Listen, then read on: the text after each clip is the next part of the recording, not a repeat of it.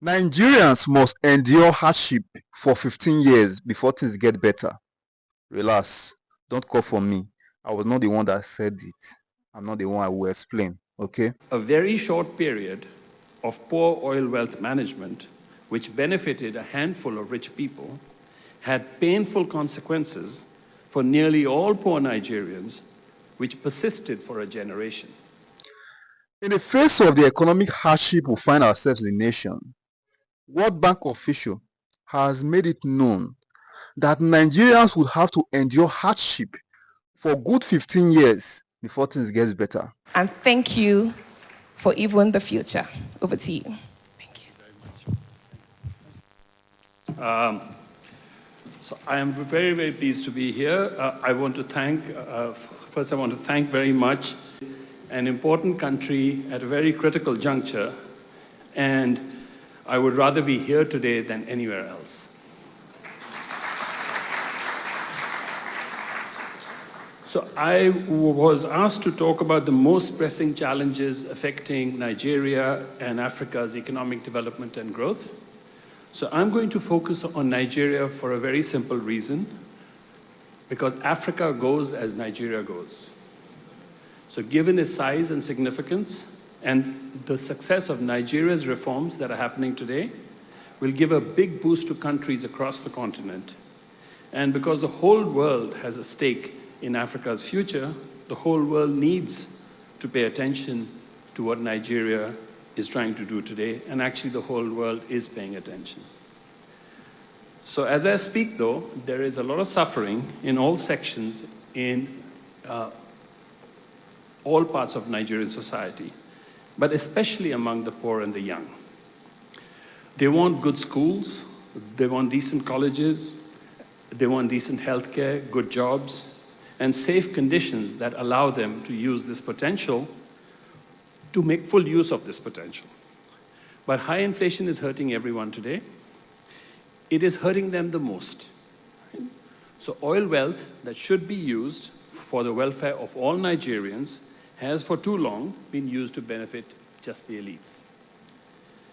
The elites are also being hurt by these reforms that started last year, but they have done very well in the past, and they have built big buffers. The ordinary Nigerians are being hurt even more, and they were hurt much more by the policies of the past, and they don't have any buffers. So their welfare should be uppermost on our minds today. So you're probably thinking, tell us something we don't know. Have you come all the way from Washington to tell us this? So I will talk today about things that you can probably see more clearly from far away than from close up. So I will instead remind you that the problems that are being tackled today in the Nigerian economy first surfaced more than 40 years ago, when oil prices began collapsing in the early 1980s after the big oil boom of the 1970s. So I'll make a brief detour into history because I think it is important to do so. It is important because the wise say that those who ignore the lessons of history eventually relearn them, but in much more painful ways. So I want to start by saying there are three crucial aspects of oil. The first is that it is an exhaustible asset. Everybody knows that. The second, it is a fickle asset. Its prices are among the most volatile of all commodity prices. The third is that it's a national asset. And this means that, like Nigeria's forests and seas and rivers, its benefits have to be shared across every segment of the society and across all generations. So over the last 40 years, oil has come to dominate the Nigerian economy. Nigeria's economic growth, its exchange rate, its stock market, all move with the oil price. But this was not always the case. It happened because of poor fiscal and exchange rate policies during the oil boom of the 1970s. Massive increases in oil prices brought massive increases in wealth. Yet Nigeria's fiscal deficit shot up to between 7 and 10% of GDP. What happened also was that current account, the deficits in the current account also ballooned along with external debt. In short, what happened was that Nigeria's fiscal policy became highly pro-cyclical. So what ended up happening was that the government ended up amplifying oil price volatility instead of reducing it. Instead of insulating ordinary Nigerians from the vagaries of oil markets, the government made them even more vulnerable. This was the first mistake. Then oil prices started to fall. They started to fall in the early 1980s. This meant that the value of the naira fell as well. But instead of letting the exchange rate adjust to the new reality, Nigeria decided to prop up the naira. The government tightened foreign exchange controls and import licensing requirements. In doing so, it set the stage for a parallel exchange rate market to emerge, creating a big gap between the official and the unofficial exchange rate. This meant that ordinary Nigerians would have to pay many more naira to buy dollars than better connected people. This was the second mistake. These two mistakes led to two bad outcomes.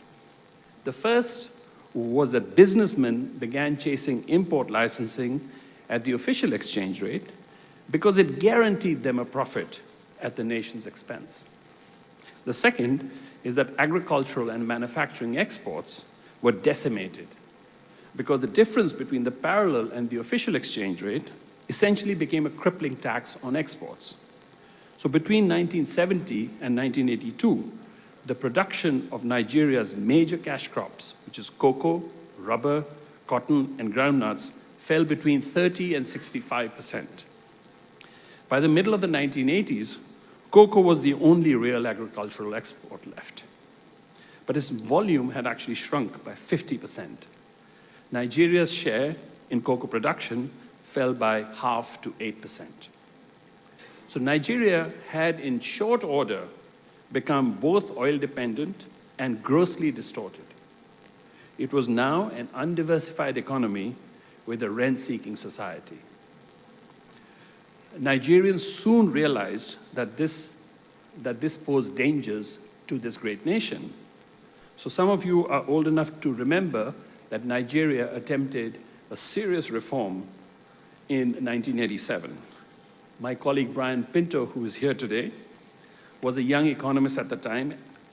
He and the finance minister, by the way, joined the World Bank's prestigious Young Professionals Program at around the same time. I think they're both in Abuja today. But essentially, what this meant was that this involved reducing fiscal deficits and trying to return to a market-determined exchange rate via the second-tier foreign exchange market known by its acronym SFEM. But by then, an external debt overhang had developed, and it strangled the economy for the next 2 decades. This lesson is worth repeating. A very short period of poor oil wealth management, which benefited a handful of rich people, had painful consequences for nearly all poor Nigerians, which persisted for a generation. Now, Nigeria isn't the only country to learn this lesson. Venezuela and many other oil-exporting countries have learned the same lesson. Like Nigeria, they've learned it the hard way. Okay? So this is all very depressing. So I'm going to tell you a more uplifting story. Okay? So let me give you an example of a country that has managed its oil wealth well. This country adopted an oil price fiscal rule that not only insulated the non-oil traded goods sector against oil price volatility, but also helped to build a cushion of foreign exchange reserves, a big cushion of foreign exchange reserves. It managed its oil wealth with an eye to the future, to helping not just the current generation, but also future ones. So I'm sure that all of you are thinking, especially the Nordics here, are thinking, he's talking about Norway, which is often held up, and correctly so, as best practice. Actually, I'm referring to Nigeria between the years 2003 and 2007.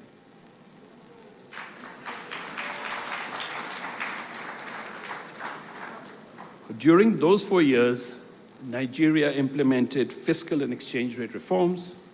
It introduced unprecedented transparency into the recording and allocation of oil revenues. It renegotiated its Paris Club debt, which had created this debt overhang that was choking the economy. And the payoff was immense and immediate. For the first time in its history, Nigeria notched a BB minus sovereign credit rating. It started to attract FDI, and everyone, not just in Nigeria, everyone started to talk of Africa rising.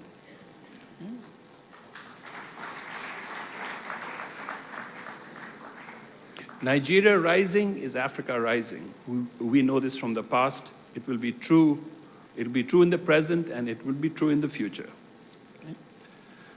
Actually, not long before that, Norway had taken a course very similar to Nigeria's. Norway was quick to learn from its policy mistakes during the 1970s when fiscal policy was pro-cyclical, just as it was in Nigeria.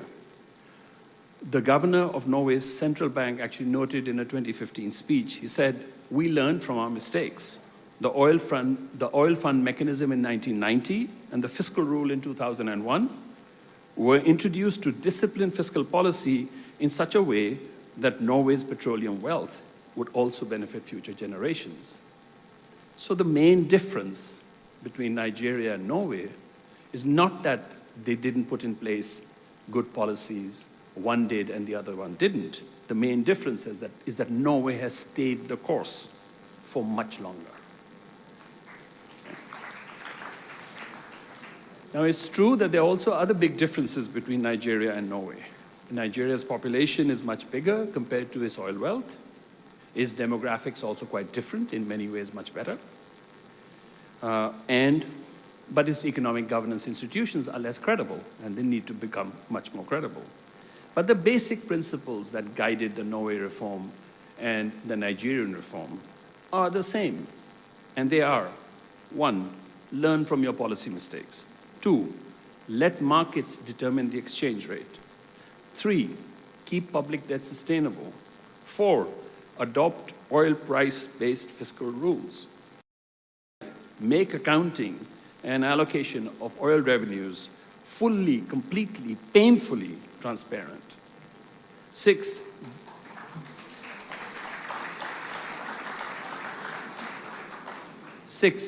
devise a public investment program that promotes the diversification of the economy. 7, above all, and this is the difference between the Norwegian experience and the Nigerian experience, stay the course. Just stay the course. It might take a decade to reap the dividends, but if you stay the course, you will surely reap the rewards. Surely as night follows day. Now, that ends my history lesson. Let's talk about today. So today, Nigeria is once again at the crossroads. It has begun to implement a far-reaching, politically difficult reform with national, regional, and even global repercussions. Without solid progress in Nigeria, the sustainable development goals that we all talk about will remain out of reach. Nigeria, after all, is now the country with the largest number of people living in extreme poverty, not just in Africa, but across the world. So in the 1990s, by the way, India took this position of the #1 poor country from China, but a few years ago, Nigeria has taken that position as the #1 poor country in the world from India.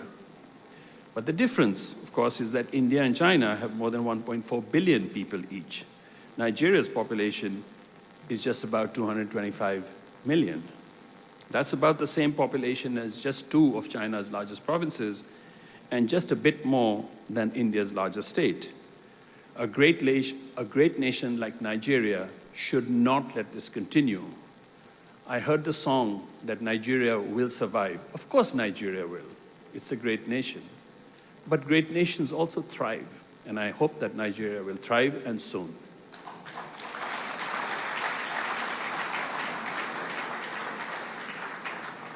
To start that process of thriving, the President's signature reforms are essential.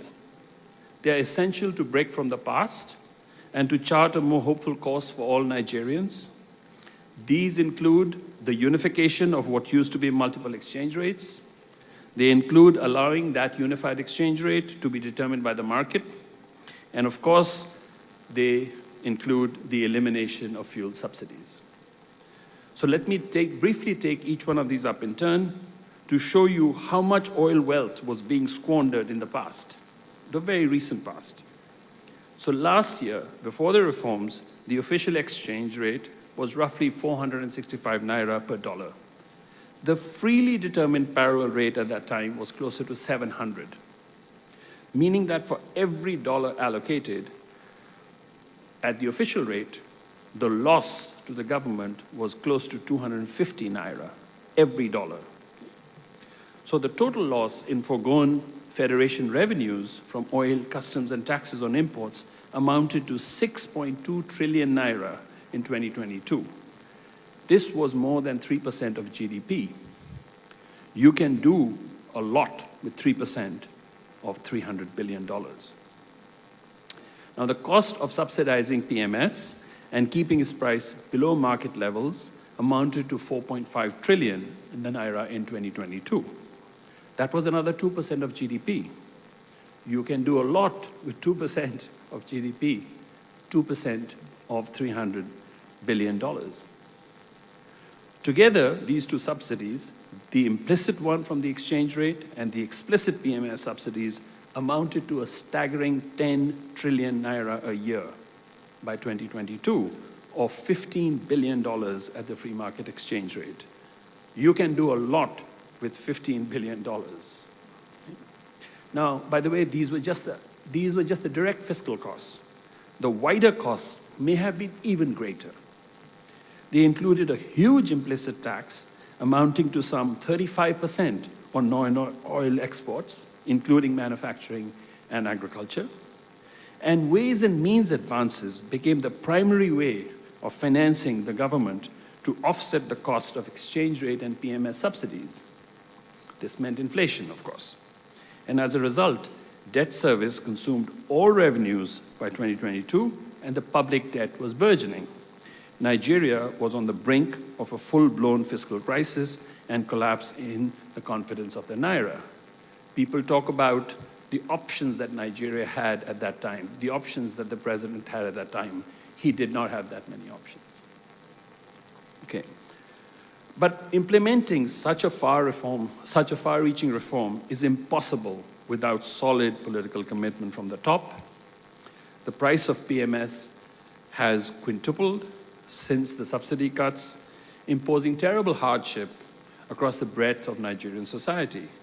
The central bank has had to hike its policy rate by a huge 850 basis points, that's almost 9 percentage points, in the last 9 months, to boost confidence in the naira and anchor inflationary expectations. But the central bank financing of fiscal deficits has finally ended. And Governor Cardoso has been putting Nigeria, or be helping to put Nigeria on the right course, on the correct course. But this is only the beginning. Nigeria will need to stay the course for at least another 10 to 15 years to transform its economy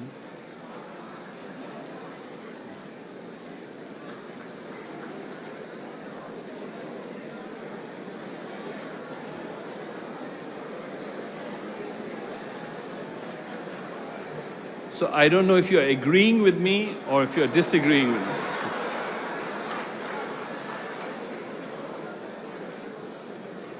If it does that, it will transform its economy and it will become an engine of growth in sub-Saharan Africa, and it will help to transform sub-Saharan Africa.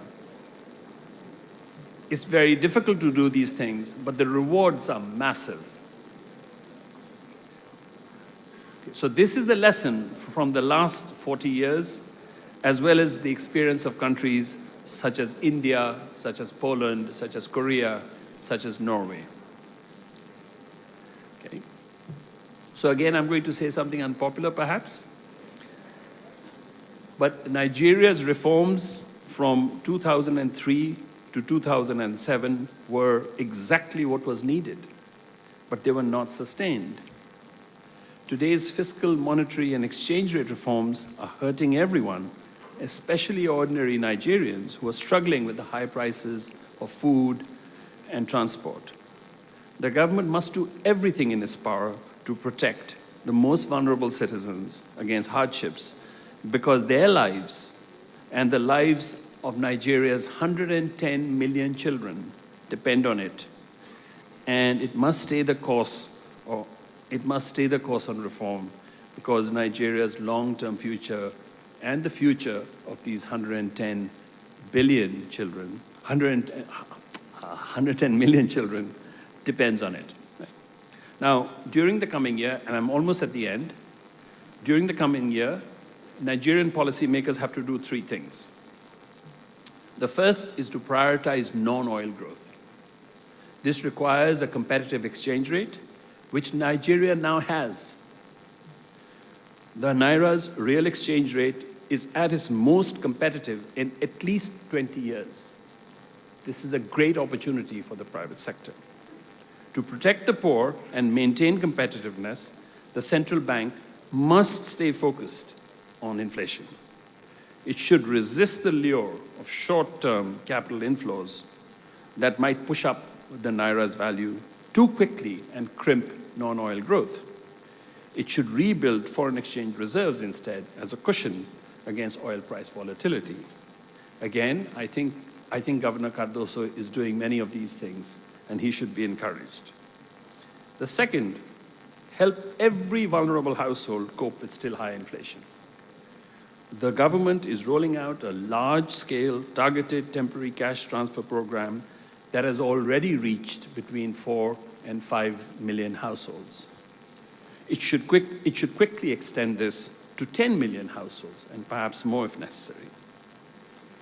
Over the next few years, it should also install a cost-effective safety net to protect its most vulnerable citizens, financing it with some of the savings from the ending of fuel subsidies and exchange rate distortions. The third, it has to make the economy more business-ready. And I think that the chairman of NESG actually put out a very clear agenda of what needs to be done there. I'll just summarize. Nigeria's need for jobs is immense. In the next 10 years, more than 12 million young Nigerians, both men and women, will enter the workforce. Generating jobs for them will only be facilitated by the private sector, and it will be facilitated by large-scale domestic and foreign private investment in the non-oil sector. Attracting such investment means boosting the national power grid, improving transportation, improving security, and improving the rules and regulations and their enforcement for private enterprise. Now,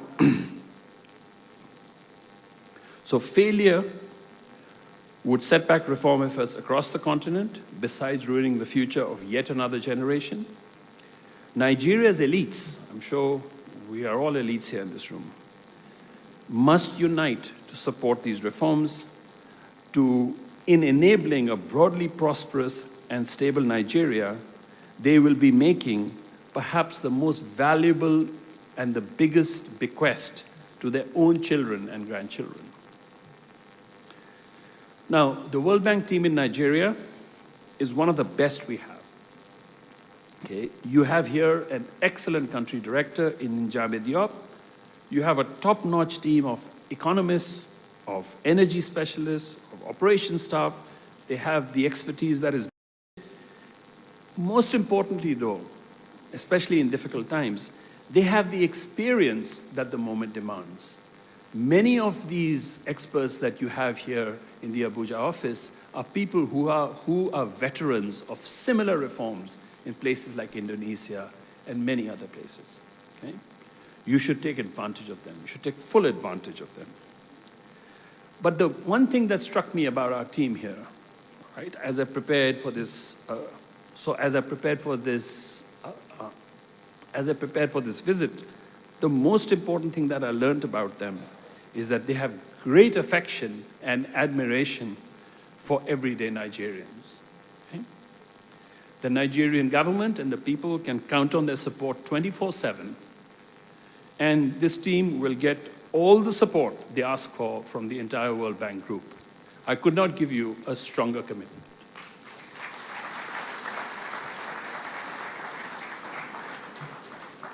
Thank you very much for listening.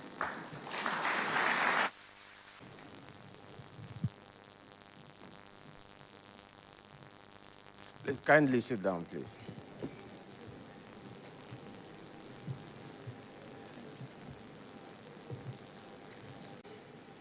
My friend, a very erudite gentleman, Ni Yusuf, directors of the NESG, captains of industry, members of the advisory board of the NESG, the organizing committee headed by my very good friend, Boy Olusanya, heads of the diplomatic missions and international organizations present, the Permanent Secretary, Minister of Budget and Economic Planning, Senior Vice President, World Bank Group, Mr. Christopher Stephens. Thank you for a beautiful speech, sir. The Vice President, African Development Bank, heads of government agencies and parastatals, captains of industry, honored guests, distinguished ladies and gentlemen. It is with immense pleasure that I address the 30th Nigerian Economic Summit Group. Over the past 3 decades, this summit has been a forum for government and private sector stakeholders to exchange ideas, debate policy, and identify innovative solutions to Nigeria's socio-economic challenges. The theme of this year's summit, collaborative action for growth, competitiveness, and stability, could not be more appropriate, as it encapsulates the pressing need for concerted efforts to address the multidimensional issues we currently face. Like many other nations, Nigeria has experienced significant economic turbulence over the past few years. The challenges have been global as well as domestic, ranging from the COVID-19 pandemic and fluctuating oil prices to internal security issues, inflation, and structural weaknesses in our economy, such as over-reliance on oil revenue and lack of economic diversification. Your Excellencies, distinguished ladies and gentlemen, Nigeria's growth trajectory has been volatile, heavily dependent on oil revenues, and unable to create enough jobs to keep pace with our rapidly growing population. As a nation, we must prioritize economic diversification. Your role in this process is crucial. Considering this, the present administration, through the Renewed Hope Agenda, has embarked on bold and courageous reforms designed to create an environment that fosters sustainable economic growth and shared prosperity. Our focus is on sectors that can offer inclusive and sustainable growth, such as agriculture, manufacturing, and the digital economy. The digital economy holds a very promising prospect for revitalizing our economy. According to Korn Ferry, a global finance consultancy outfit, there will be 65 million global talent deficits by 2035. The United States, Brazil, and Russia will suffer from 6 million talent deficits each. The global talent powerhouse, India, by 2035 will only have 1 million surplus. And there are more English speakers in Nigeria than in India. And in terms of age, the average age of the Nigerian nation is 16.9. I believe, fervently, like all of us here, that wherever Nigeria goes, that's where Africa goes. I'm an eternal optimist, but I'm also a realist. We need to harness our potentials so that we can transform our anticipated demographic bulge into demographic dividends, not the demographic disaster that will consume all of us. As rightly said by my friend from the World Bank, some of the policy decisions, the policy options available are painful, but they were almost inevitable. My heart and the heart of President Bola Ahmed Tinubu goes to the Nigerian people. We empathize with what the poor and the young are going through in the Nigerian nation. But we had no option, as he rightly said. Yes, some of these decisions are unpopular, but the truth that sets men free, as H.S. Aga said, is most often the truth that men prepare not to hear. But what he said were very poignant and were very, very truthful. We have thus prioritized investment in critical infrastructure, enhance our social safety nets, and promote innovation across all sectors. I am pleased to report that we are making significant strides in addressing several key issues, including regulatory bottlenecks and ease of doing business challenges. This progress should instill confidence in our collective ability to overcome those challenges. Our objective is to ensure that the Nigerian economy is inclusive, where small and medium-sized enterprises can thrive alongside large corporations, and where every citizen, regardless of location or background, can benefit from economic opportunities. We have initiated various programs such as the MSME hubs and single-digit loans for manufacturers designed to provide entrepreneurs with the support they need to succeed. We have also introduced the Credit Corporation to offer our workers consumer loans with single-digit interest. These initiatives collectively will boost the economy and ensure it remains competitive in Africa and globally. Economic growth and competitiveness can only be sustained with political and economic stability. Since 2009, Nigeria has faced numerous threats to stability, from security challenges to macroeconomic, macro-fiscal imbalances. The present administration is fully committed to confronting these issues head-on. We are investing heavily in security operations to combat terrorism, banditry, and other forms of insecurity that threatens lives and livelihoods. Your Excellencies, distinguished ladies and gentlemen, we are also implementing fiscal reforms to stabilize the macroeconomic environment, removing fuel subsidies, unification of exchange rates, and debt management strategies are all part of a broader effort to restore economic balance and ensure long-term stability. It is also important to note that stability is not just about managing crises as they arise. It is about building a resilient economy that can withstand shocks, ensuring the stability of the macroeconomic indicators and sustain growth trajectory. To achieve this, we must strengthen our social safety nets and ensure that the most vulnerable members of society are protected during tough times. We are already expanding programs like the National Social Investment Program, National Poverty Reduction with Growth Strategy, and other livelihood support initiatives crucial to millions of Nigerians. However, we must do more to institutionalize these safety nets and make them a permanent feature of our economic architecture. No single sector or stakeholder can address these challenges alone. What we need now, more than ever, is collaboration, where the public and private sectors, civil society, and international development partners collaborate to drive a shared vision for growth and development. I want to emphasize that the challenges before us, while significant, are manageable and can be overcome.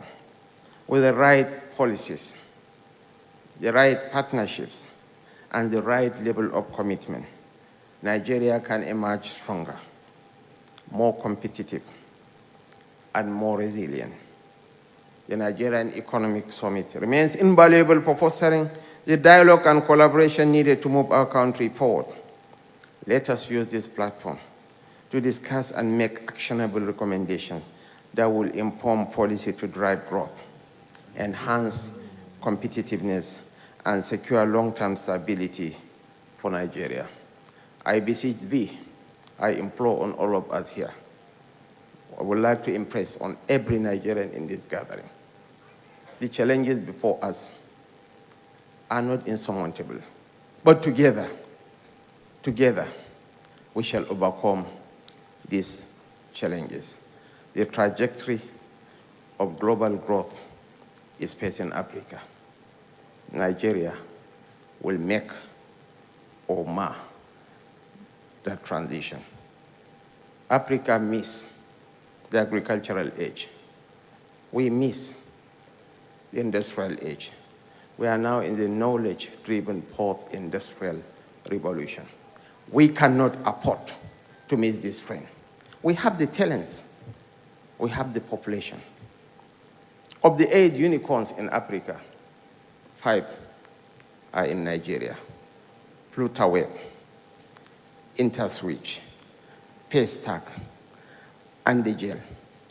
These are the drivers of change. We should spread hope. We should be harbingers of hope, not of pessimism, not of delusion. Other nations are equally facing similar challenges, but they were able to overcome. We have to fuse into one, irrespective of our differences in political affiliations, religious persuasions, tribal or sectional background. Weaponizing our economic challenges does not help anybody. Because whatever others from outside the world will pick about Nigeria is the narrative at home. When our own people are running down our nation, what impact will it make on the global community? I stand to be corrected, but more people are killed every day on the streets of America than in Nigeria. But do they emphasize those losses? Go and get the statistics for the city of Chicago on a weekend, and then we can compare notes. On behalf of President Bola Ahmed Tinubu, I am honored to declare the 30th Nigerian Economic Summit open. I wish you fruitful deliberation. Thank you for your attention, and may God bless the Federal Republic of Nigeria. Thank you very much. So I'm waiting for His Excellency Senator your Kashim speech, sir. Shettima. I would rather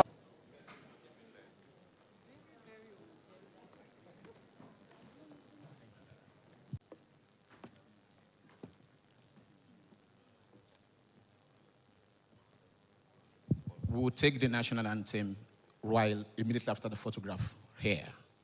A lot of Nigerians has reacted to this statement made by this World Bank official. And they are saying these policies are clueless and is not helping the nation in any ramification. They have, however, lambasted the World Bank for continuously giving loan to our government with zero physical project that amounts to the amount of loans that we hear every day.